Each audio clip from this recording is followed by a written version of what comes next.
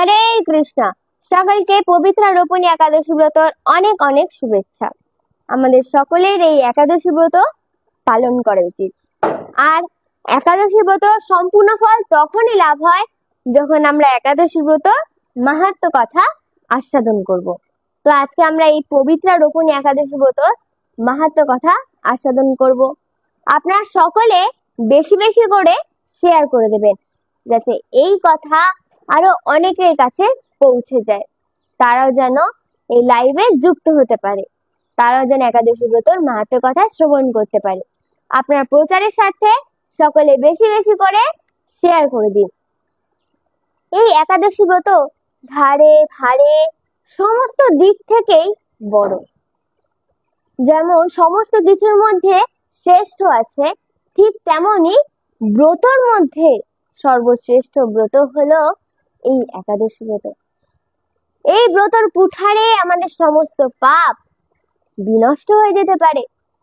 পর্বতের সমান পাপও এই একাদশী ব্রত পালন করে বিনষ্ট হয়ে যায়। আমরা এখন ভাবতেই পারি এই জন্মে তো আমি এখন তো কোনো পাপ করিনি, কিন্তু না, আমাদের অজান্তেও পাপ হয়ে যায়। তার আগের জন্মে, তার আগের জন্মে আগে কত পাপ করেছি তা কি আমরা কেউ জানি? জানি না। আমাদের পাপ থাকবেই, আর সেই পাপ সমস্ত কিছু নষ্ট হয়ে যেতে পারে এই একাদশী ব্রতর মাধ্যমে। এই একাদশী ব্রত 3 ভাবে পালন করা যায়। সর্বোত্তম হলো নির্জলা, যে জলও পান করবে না। তারপরে হলো সজলা, যে জল পান করতে পারবে। আর তারপরে হলো সফলা, যে ফল আহার করতে পারবে। ভগবান আমাদের প্রথমে বললেন তোমরা নির্জলা করো, কিন্তু আমরা কলিহত মানুষ, কলিযুগের মানুষ, আমরা সকলেই নির্জলা করতে পারি না। তাই ভগবান বললেন ঠিক আছে সজলা করো। আর যারা সজলাও করতে পারছে না তারা সফলা করো, কিন্তু এই একাদশী ব্রত পালন করো। এই একাদশী ব্রত হলো সর্বশ্রেষ্ঠ ব্রত। এই একাদশী ব্রত পালন করলে আমরা ভগবানের চরণ লাভ করতে পারি। আমরা এই জড়জগতে সকলে বলি এটা আমার বাড়ি, ওটা আমার বাড়ি, এটা আমার, সেটা আমার, কিন্তু এগুলো কি আমাদেরও আমার? ভক্তবৃন্দ আপনারা বলুন, এগুলো কি আদৌ আমার? না। এখানে যে আমরা বলছি এটা আমাদের নিজের বাড়ি, কিন্তু এগুলো না। নিশ্চয়ই আমরা বৈকুণ্ঠে, আমরা সকলে আগে বৈকুণ্ঠেই ছিলাম। নিশ্চয়ই কোনো অপরাধের কোনো কারণে আর মনে হয়তো কোনো বাসনা হয়েছিল যে এই জড়জগতে যাব, একটু জড়জগৎ ঘুরবো, তার জন্য আমরা আবার এই পৃথিবীতে এসেছি। তাই আমরা যদি নিজের বাড়িতে ফিরে যেতে চাই, গোলক বৃন্দাবনে যদি ফিরে যেতে চাই, আমাদের একাদশী ব্রত পালন করতে হবে। আর এই একাদশী ব্রতের আরেক নাম হলো হরিতোষণ ব্রত, ভগবান শ্রী হরির ব্রত। আর এই হরিতোষণ ব্রতের দিন সম্পূর্ণ দিনটাই আমাদের ভগবানের সেবায় নিয়োজিত করা উচিত। সারাদিন আমাদের ভগবানের সেবা করা উচিত, হরিনাম জপ করা উচিত। আমরা যত মালা জপ করি তার থেকে বেশি বেশি করে জপ করা উচিত। এইভাবে পুরো দিনটাকে আমরা অতিবাহিত করব। তো আমি বলছি যে আপনারা আজকে সেই মাহাত্ম্য কথা আস্বাদন করবেন, যে মাহাত্ম্য কথা আস্বাদন করলে আমাদের সমস্ত পাপ বিনষ্ট হয়ে যায়, আমরা একাদশী ব্রত সম্পূর্ণ ফল লাভ করতে পারি। তো এই একাদশী ব্রত কত মাহাত্ম্য, এই একাদশী ব্রত আমাদের কে করতে বলেছেন? এই একাদশী ব্রত স্বয়ং রাধারানী আমাদের করতে বলেছেন। ভাবতে পারছেন? রাধারানী বলেছে। মিথিলার রাজা অনেক বছর আগে, মিথিলার রাজা নারদমণি এসেছে। তখন নারদমণি তাকে বলছে, হে মিথিলেশ্বর, তুমি যদি খুব আনন্দিত হতে চাও তাহলে তোমাকে মা সীতার কথা শ্রবণ করতে হবে, রাধারানীর কথা শ্রবণ করতে হবে, ব্রজ গোপীদের কথা শ্রবণ করতে হবে। তো সেই মিথিলেশ্বরের রাজা অপেক্ষা করতে থাকে যে শুদ্ধ ভক্ত নারদমণির মুখ থেকে সেই রাধারানী, সেই ব্রজ গোপীদের কথা আস্বাদন করবেন। তার মনে এই বাসনা। নারদমণি বললেন দক্ষিণ ভারতে একজন গোপ ছিল, যার অনেক গোমাতা ছিল, তার অনেক কন্যাও ছিল। 10 বছর সেখানে বৃষ্টি না হওয়ার কারণে সেখানে জলের অভাব দেখা দেয়। আর তার জন্য, তার গাভীদের বাঁচানোর জন্য, তার কন্যাদের বাঁচানোর জন্য, তার পরিবার স্বজনকে সকলকে বাঁচানোর জন্য সে ভাবে যে আমি কোথায় যাব। তখন সে বৃন্দাবনে যাবে বলে ঠিক করে, যেখানে ভগবান শ্রীকৃষ্ণ রয়েছে, যেখানে নন্দ মহারাজের মতন রাজা আছে, তিনি সেখানে যাবে। তাই সকলে মিলে বৃন্দাবনে যায়। যখন বৃন্দাবনে গেছে, নন্দ মহারাজ তাদের অভ্যর্থনা জানায়, তাদেরকে থাকতে দেয়, তাদের স্বাগতম করে।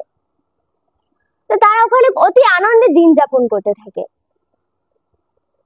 যেখানে ভগবান শ্রীকৃষ্ণ আছে সেখানে তো সকলে আনন্দে থাকবেই। তা তার যে কন্যা ছিল, তার কন্যারা খুব সুন্দর ছিল, তারা দেখতে অপূর্ব। তাই তারা একদিন ভগবান শ্রীকৃষ্ণকে দেখে।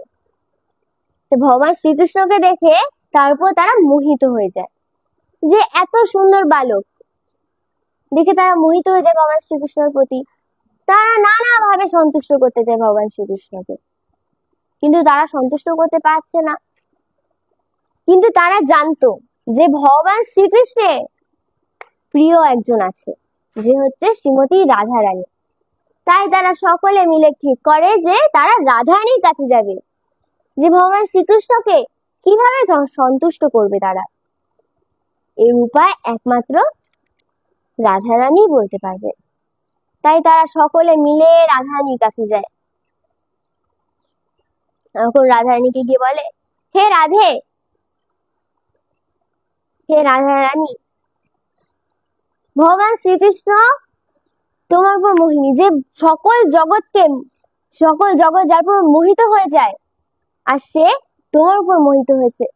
হে রাধারানী, তুমি কৃপা করে আমাকে বলো, আমাদেরকে বলো যে তুমি ভগবান শ্রীকৃষ্ণকে কিভাবে সন্তুষ্ট করলে। তখন রাধারানী বলে যে তোমরা যদি একাদশী ব্রত পালন করো, তাহলে তোমরা ভগবান শ্রীকৃষ্ণকে সন্তুষ্ট করতে পারবে। কারণ শ্রীকৃষ্ণের সব থেকে প্রিয় ব্রত হলো এই একাদশী ব্রত, সব থেকে প্রিয়। এই একাদশী ব্রত পালন করলে তোমরা শ্রীকৃষ্ণের প্রিয় হয়ে উঠতে পারবে। তাহলে আমরা কি ভগবান শ্রীকৃষ্ণের প্রিয় হতে চাই? আমরা সকলে ভগবান শ্রীকৃষ্ণ যখন প্রিয় হতে চাই, তাহলে আমাদের এই একাদশী ব্রত পালন করতে হবে। আর আজকে হলো শুভ ঝুলন যাত্রার আরম্ভ তিথি। সেই ঝুলন যাত্রা, দোলেচ দোল গোবিন্দ চাপেচ মধুসূদন রথেচ বামনং দৃষ্টা পুনর্জন্ম নবিদ্যতে। যখন ভগবান এই যে ঝুলনের সময় রাধা মাধব দোলনায় বসে এবং তাদের যখন আমরা দোল দিই, এই অবস্থায় ভগবানকে দর্শন করলে, ভগবান যখন নৌকা বিহার করে তখন ভগবানকে দর্শন করলে, এবং যখন ভগবান রথে বিরাজ করে, এই কিছুদিন আগেই রথযাত্রা গেল, যারা এই সমস্ত দৃশ্য দর্শন করে তাদের আর পুনর্জন্ম হয় না, তারা সরাসরি ভগবত ধামে চলে যায়। তাই আজ থেকে শুরু হচ্ছে সেই ঝুলন যাত্রা। আজকে সন্ধ্যাবেলা আপনারা সেই লাইভ দেখতে পারবেন, আপনারা সকলে লাইভে থাকবেন। তো এই একাদশী ব্রত পালন করলে আমাদের সমস্ত পাপ বিনষ্ট হয়ে যাবে। তো রাধারানী আমাদের এই কথা বললে, তাদেরকে বললেন যে শোনো, তোমরা এই একাদশী ব্রত পালন করো। এই একাদশী ব্রতর দিন তোমরা সর্বোত্তম হচ্ছে নির্জলা পালন করতে পারলে তো অতি ভালো, সত্যি খুব ভালো। আর এই দিনে ভগবান শ্রী বিষ্ণুর আরাধনা করা উচিত, ভগবানের সেবা করা উচিত। এইভাবে রাধারানী সমস্ত নিয়ম বলে, আর সেই গোপীগণ এই একাদশী ব্রত পালন করে ভগবান শ্রীকৃষ্ণের প্রিয় হয়ে উঠল। জয় একাদশী ব্রত কি জয়। এই একাদশী ব্রত পালন করলে আমরা ভগবানের প্রিয় হয়ে উঠতে পারবো। তাই আমরা এই একাদশী ব্রত সকলে পালন করব। আর এই একাদশী ব্রত এই জগতে আসলো কিভাবে, সেই কথাও আজকে আমরা আস্বাদন করব। ভগবান ভাবলেন যে আমি একটু যমলোকে যাই, সমস্ত কিছু বিষয় আছে তো, তাই ভগবান যমলোকে গেলেন। ভগবান যখন যমলোকে গেছেন, যমরাজ ভগবানকে দেখে খুব খুশি হয়েছে, ভগবানকে বসতে দিয়েছেন, ভগবানের স্তুতি পাঠ করেছেন। খুব আনন্দের বিষয় যে তার কাছে ভগবান এসেছেন। তো হঠাৎ ভগবান দক্ষিণ দিক থেকে এক আর্তনাদের শব্দ পায়। তখন ভগবান যমরাজকে জিজ্ঞাসা করে, হে যমরাজ, এই আর্তনাদের শব্দ কোথা থেকে আসছে? তখন যমরাজ বললেন, হে প্রভু, যারা এই দুর্লভ মানব জন্ম পেয়ে আপনার সাধন ভজন করে না, তাদেরই এই দুরবস্থা। এ তো আপনারই বিধান প্রভু। তখন ভগবানের মন কেঁদে ওঠে যে কি আমার সন্তানরা এরকম কষ্ট দুঃখ পাচ্ছে।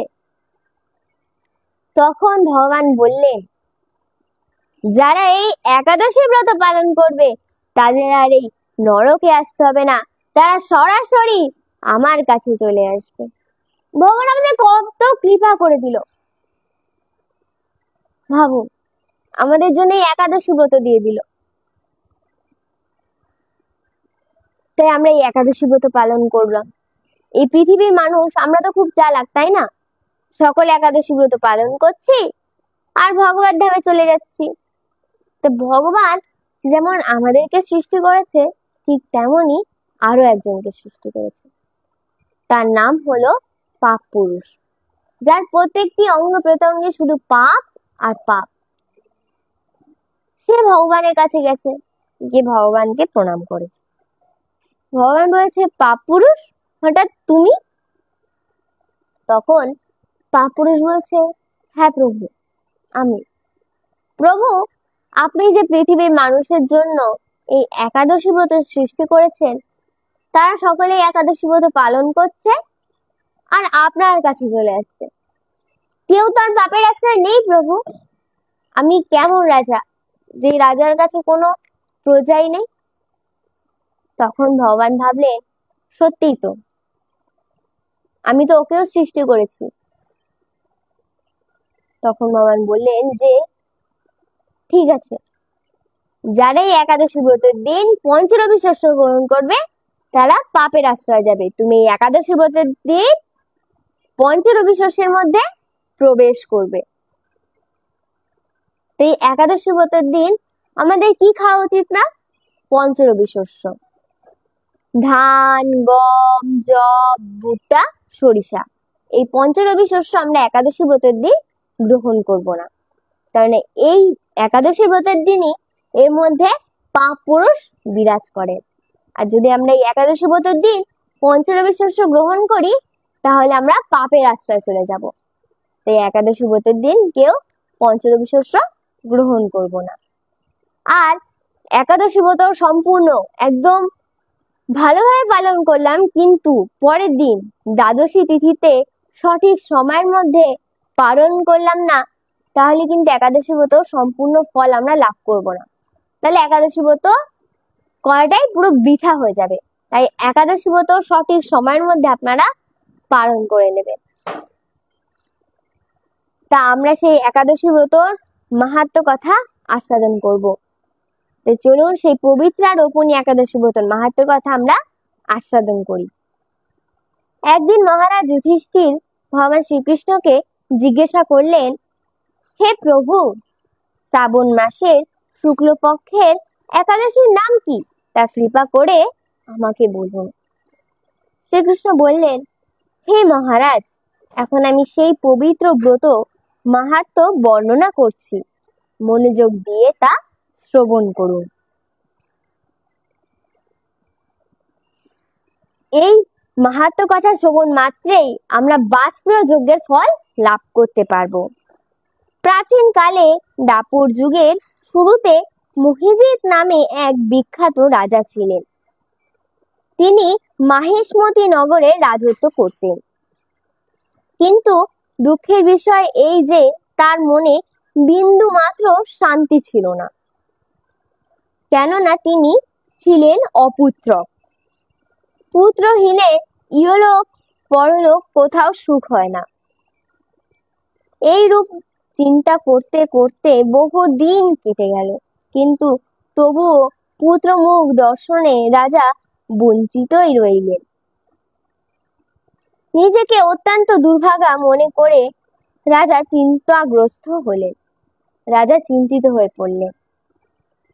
প্রজাদের সামনে গিয়ে বলতে লাগলেন, হে প্রজাবৃন্দ, তোমরা শোনো, আমি এই জন্মে তো কোনো পাপ কাজ করিনি। অন্যায় ভাবে আমার রাজকোষ বৃদ্ধিও করিনি। ব্রাহ্মণ বা দেবতাদের সম্পদ কখনো গ্রহণ করিনি। উপরন্ত প্রজাদেরকে পুত্রের মতো পালন করেছি। ধর্ম অনুযায়ী পৃথিবী শাসন করেছি। দুষ্টদের যথানুরূপ দণ্ড দিয়েছি। সজ্জন ব্যক্তিদের যথাযোগ্য সম্মান করতেও কখনো অবহেলা করিনি। তাই হে ব্রাহ্মণগণ, এই প্রকার ধর্মপথ অবলম্বন করা সত্ত্বেও কেন আমার পুত্র লাভ হলো না, তা আপনারা কৃপা করে অনুসন্ধান করুন। রাজার এই প্রকার কাতর উক্তি শ্রবণে ব্যথিত রাজভক্ত পুরোহিত ব্রাহ্মণগণ রাজার মঙ্গলের জন্য গভীর বনে ত্রিকালজ্ঞ মুনি ঋষির কাছে যেতে মনস্থ করলেন। বনের মধ্যে ঋষিদের আশ্রম সকল দেখতে দেখতে তারা এক মুনির সন্ধান পেলেন। তিনি দীর্ঘায়ু, নীরব, নিরাহারে ঘোর তপস্যায় মগ্ন ছিলেন। সর্বশাস্ত্র বিশারদ, ধর্মতত্ত্বজ্ঞান ও ত্রিকালজ্ঞ সেই মহামুনি লোমশ নামে পরিচিত। এই মহামুনি ছিলেন লোমশ মুনি। ব্রহ্মার এক কল্প অতিবাহিত হলে মুনিবরের গায়ের একটি লোম পরিত্যাগ হতো। ভাবতে পারছেন, ব্রহ্মাজির এক কল্প মানে ব্রহ্মাজির একদিনে হলে তার গায়ের থেকে একটি লোম পড়তো। এই কারণে এই মুনিবরের নাম লোমশ। তাকে দেখে সকলেই ধন্য হলেন। তারা পরস্পর বলতে লাগলেন যে আমাদের বহু জন্মের সৌভাগ্যের ফলে আজ আমরা এই মুনিবরের সাক্ষাৎ লাভ করলাম। কত সৌভাগ্য আমাদের। তারপর ঋষিবর তাদের সম্বোধন করে বললেন, কি কারণে আপনারা এখানে এসেছেন এবং কেনই বা আমার এত প্রশংসা করছেন, তা স্পষ্ট করে বলুন। আপনাদের যাতে মঙ্গল হয় আমি নিশ্চয়ই তার চেষ্টা করব।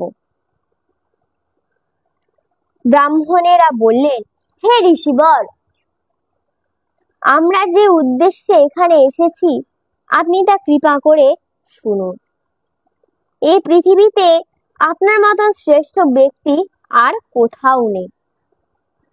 মহিজিৎ নামে এক রাজা নিঃসন্তান হওয়ার অতি দুঃখে দিন যাপন করছে। আমরা তার প্রজা।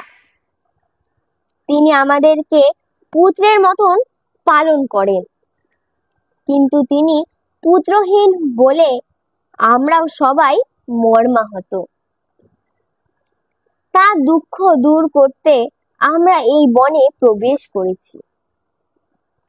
হে ব্রাহ্মণ শ্রেষ্ঠ, রাজা যাতে পুত্রের মুখ দর্শন করতে পারেন, কৃপা করে তার কোনো উপায় আমাদেরকে বলুন। তাদের কথা শুনে মুনিবর ধ্যান মগ্ন হলেন। লোমশ মুনি ধ্যানে বসলেন। আবার কিছু সময় পরে রাজার পূর্বজন্ম বৃত্তান্ত বলতে লাগলেন। পূর্বজন্মে রাজা কি করেছিলেন সেই বৃত্তান্ত লোমশ মুনি বলতে থাকলেন। এই রাজা পূর্বজন্মে এক দরিদ্র বৈশ্য ছিলেন। একবার তিনি একটি অন্যায় কার্য করে ফেলেন। ব্যবসা করবার জন্য তিনি এক গ্রাম থেকে অন্য গ্রামে যাতায়াত করতেন। এক সময় জ্যৈষ্ঠ মাসে শুক্লপক্ষের দশমীর দিন কোথাও যাওয়ার পথে তিনি অত্যন্ত তৃষ্ণার্ত হয়ে পড়েন। গ্রাম প্রান্তে একটি জলাশয় তিনি দেখতে পান। সেখানে জলপানের জন্য যান। একটি গাভী ও তার বাছুর সেখানে জলপান করছিল। তাদেরকে তাড়িয়ে দিয়ে তিনি নিজেই জলপান করতে লাগলেন। এই পাপ কর্মের ফলে তিনি পুত্র সুখ থেকে বঞ্চিত হয়েছেন। কিন্তু পূর্ব জন্মের কোনো পুণ্যের ফলে তিনি এইরকম নিষ্কণ্টক রাজ্য লাভ করেছেন। তার আগের জন্মে কোনো পুণ্যের ফলে সেরকম রাজ্য লাভ করেছে। হে মুনিবর, শাস্ত্রে আছে যে পুণ্য দ্বারা পাপ ক্ষয় হয়, তাই আপনি এমন একটি পুণ্যব্রতের উপদেশ করুন যাতে তার পারাধ্য পাপ দূর হয় এবং আপনার অনুগ্রহে তিনি পুত্র সন্তান লাভ করতে পারেন। লোমশ মুনি বললেন, শ্রাবণ মাসের শুক্লপক্ষের পবিত্রা রোপণী একাদশী ব্রত অভীষ্ট ফল প্রদান করে। আপনারা যথাবিধি তা সকলে পালন করুন। যথাযথ বিধিভাবে এই ব্রত পালন করুন। লোমশ মুনির উপদেশ শুনে আনন্দ চিত্তে গৃহে প্রত্যাবর্তন করে তারা রাজাকে সে সকল কথা জানালেন। তারপর সকলে মিলে মুনির নির্দেশ অনুসারে ব্রত পালন করলেন। তাদের সকলের পূর্ণ ফল রাজাকে প্রদান করলেন। সেই পূর্ণ প্রভাবে রাজমহিষী গর্ভবতী হলেন। উপযুক্ত সময়ে বলিষ্ঠ সর্বাঙ্গ সুন্দর এক পুত্র সন্তানের জন্ম দান করলেন। খুব সুন্দর একজন পুত্র সন্তানের জন্ম হলো। ভবিষ্যত্তর পুরাণে এই মাহাত্ম্য বর্ণিত আছে। ভবিষ্যত্তর পুরাণে এই একাদশী ব্রতর মাহাত্ম্য বর্ণনা করা হয়েছে। এই ব্রত মাহাত্ম্য যিনি পাঠ বা শ্রবণ করবেন তিনি সমস্ত পাপ থেকে মুক্ত হবেন এবং পুত্র সুখ ভোগ করে অবশেষে দিব্য ধাম প্রাপ্ত হবে। জয় পবিত্র রোপণী একাদশী ব্রত কি জয়। তো সেই ব্রত মাহাত্ম্য কথা আমরা এখন আস্বাদন করলাম। আর একাদশী ব্রতর মাহাত্ম্য কথা আস্বাদন করলে একাদশী ব্রতর সম্পূর্ণ ফল লাভ হয়। আর আমরা যে একাদশী ব্রত পালন করছি এই কথা আরো সকলের কাছে পৌঁছে দেওয়া উচিত, যাতে তারাও এই একাদশী ব্রত পালন করতে পারে। তাই আপনারা প্রত্যেকে বেশি বেশি করে শেয়ার করে দিন, যাতে এই কথা আরো অনেকের কাছে পৌঁছে যায়, তারাও যেন এই একাদশী ব্রত পালন করতে পারে, একাদশী ব্রতর মাহাত্ম্য কথা আস্বাদন করতে পারে। তা আমরা এখন সেই মাহাত্ম্য কথা আস্বাদন করলাম। এই মাহাত্ম্যর কথা লোমশ মুনি বলেছেন। ভাবতে পারছেন, লোমশ মুনি আমাদের এই একাদশী ব্রত করতে বলেছেন, রাধা রানী বলেছেন। তা আমরা একাদশী ব্রত পালন করব না? তাই আমাদের সকলের উচিত এই একাদশী ব্রত পালন করা।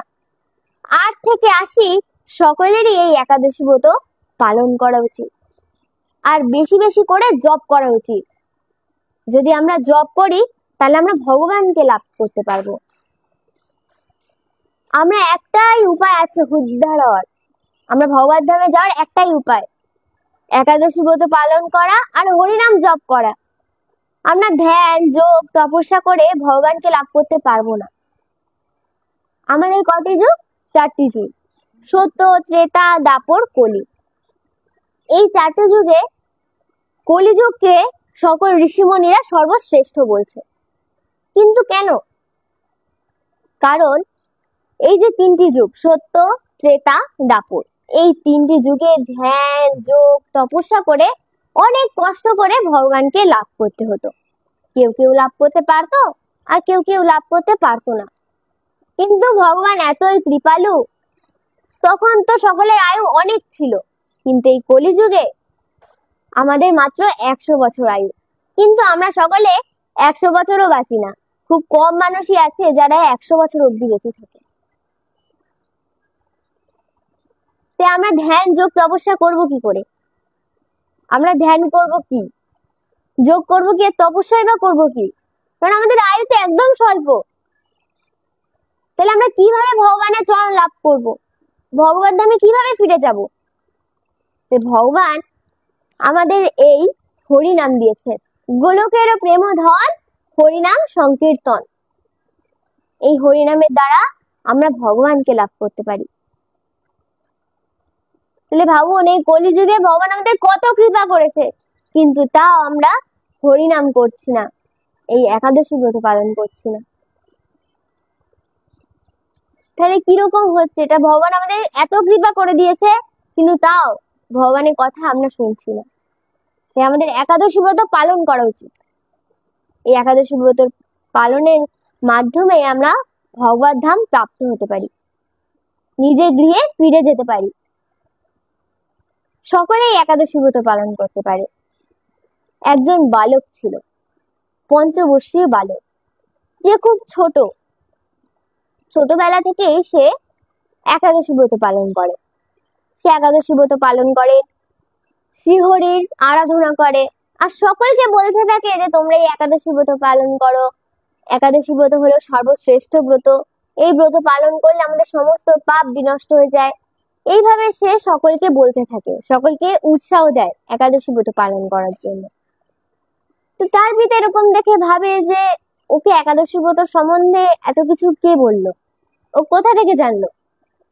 তো তার পিতা একদিন তাকে জিজ্ঞাসা করে, পুত্র, এই একাদশী ব্রত সম্বন্ধে তোমাকে কে বলেছে? কে বললো তোমাকে একাদশী ব্রত সম্বন্ধে এত কিছু? তখন ভদ্রশীল বলে যে পিতা, আমি এটা যমলোক থেকে জেনে এসেছি। তখন তার পিতা বলছে, পুত্র, তুমি তো আমার কাছে ছিলে, তুমি যমলোকে কবে গেলে? তখন ভদ্রশীল বলছে, তাহলে পিতা শুনুন, আমি আগের জন্মে ধর্মকীর্তি নামক রাজা ছিলাম, চন্দ্রবংশীয় রাজা আমি। আমার গুরুদেব ছিল ভগবান দত্তাদেব। ছোটবেলায় আমি ভগবান শ্রী বিষ্ণুর অনেক সেবা অর্চনা করতাম, ভগবানের খুব সেবা করতাম। কিন্তু যখন আমি বড় হলাম, অসৎ সঙ্গে পড়ে আমি ভগবানের সেবা পূজা ছেড়ে দিই। আর আমি যখন মৃগয়ায় গেছি, এইভাবে আমি পাপ কর্ম করতে থাকি। আমি একদিন মৃগয়ায় গিয়েছিলাম, গভীর বনে হরিণের পিছনে ছুটতে ছুটতে আমি ক্লান্ত হয়ে পড়ি। আমি আশেপাশে জল খুঁজতে থাকি, জল খুঁজতে খুঁজতে কিছুটা দূরে আমি একটি জলাশয় পাই। সেখানে গিয়ে আমি তাড়াতাড়ি জল পান করি। আর জল পান করে যখন আমি আশেপাশে তাকাচ্ছি, আমার আশেপাশে কেউ নেই। আমি ওই গভীর বনে হারিয়ে গেছি। তখন আমি কিছু সাধুগুরু বৈষ্ণবকে দেখতে পাই, সেই নদীরই পাশ থেকে যাচ্ছে। তখন আমি তাদের কাছে ছুটতে যাই, গিয়ে বলি, আপনারা এই গভীর বনে কি করছেন? তখন তারা বলে যে আজ পবিত্র একাদশী ব্রত, তাই একাদশী ব্রত আমরা পালন করছি, আপনি আমাদের সাথে একাদশী ব্রত পালন করুন।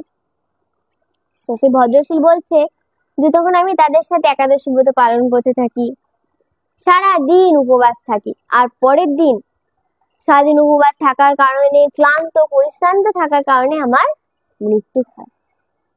আর আমি যখন মৃত্যুবরণ করেছি, আমি দেখছি যে আমাকে যমদূত নিতে এসছে। যমদূত আমাকে টানতে টানতে নিয়ে যাচ্ছে। তখন আমি বুঝতে পারি যে দুর্লভ মানব জন্ম পেয়ে আমি কি করলাম। দুর্লভ মানব জন্ম পেয়ে আমি ভগবানের সাধন ভজন করলাম না। তখন তার বুঝে কিছু হবে না, কারণ তখন সে কিছু করতে পারবে না।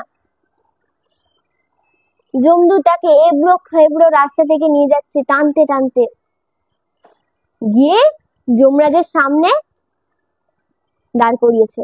আর যমরাজ তখন অতি ক্রুদ্ধ রূপ, যমরাজ রেগে রয়েছেন। যমরাজ রেগে চিত্রগুপ্তকে বলে, চিত্রগুপ্তর খাতা খোলো। চিত্রগুপ্ত খাতা খুলেছে, দেখছে পাপ আর পাপ, পাপ আর পাপ, পাপ আর পাপ। তখন চিত্রগুপ্ত বলে কিন্তু, তখন যমরাজ ভাবছে যে তুমি আবার কিন্তু কেন বলছো? কি হয়েছে? তখন চিত্রগুপ্ত বলছে, প্রভু এ একটা একাদশী ব্রত পালন করেছে। তখন যমরাজ ভয়ে কাঁপছে, যমরাজ ভয়ে কাঁপতে কাঁপতে মাটিতে পড়ে গেছে, সিংহাসন থেকে নিচে পড়ে গেছে। যে কি বলছো? ও একাদশী ব্রত পালন করেছে। সাথে সাথে যমরাজ তার যমদূতকে ডাকে, যমদূতগণকে ডেকে বলে যে শোনো, কাদের স্থান হলো এই যমলোক। যারা ভগবানের নাম করে না, যারা হরিনাম জপ করে না, যারা একাদশী ব্রত পালন করে না, যাদের গলায় কণ্ঠী মালা নেই, যারা তিলক ধারণ করে না, তাদের স্থান হলো এই যমলোক। আর যারা তিলক ধারণ করে, গলায় তুলসী মালা আছে, জপ করেন, একাদশী ব্রত পালন করে, তাদের স্থান তো হলো বৈকুণ্ঠে, তাদের স্থান এখানে নয়। তখন যমরাজ তাকে আরো সুখ ভোগ করে তারপরে একটি ব্রাহ্মণ ঘরে তার জন্ম হয়। সেই ভদ্রশীলের মনে আছে তার পূর্ব জন্মের কথা। কত সৌভাগ্য, কত সৌভাগ্য! তাই আমাদের সকলের এই একাদশী ব্রত পালন করা উচিত। এই একাদশী ব্রত হলো সর্বশ্রেষ্ঠ ব্রত, ব্রতের মধ্যে শ্রেষ্ঠ হলো একাদশী ব্রত। তো আমাদের সকলের এই একাদশী ব্রত পালন করা উচিত। তো আজকে লাইভটিকে আমরা এখানেই বিশ্রাম রাখছি। হরে কৃষ্ণা, হরি বল। আপনি আজকে সম্পূর্ণ দিনটি ভগবানের সেবায় নিয়োজিত করুন। হরে কৃষ্ণা, হরি বল।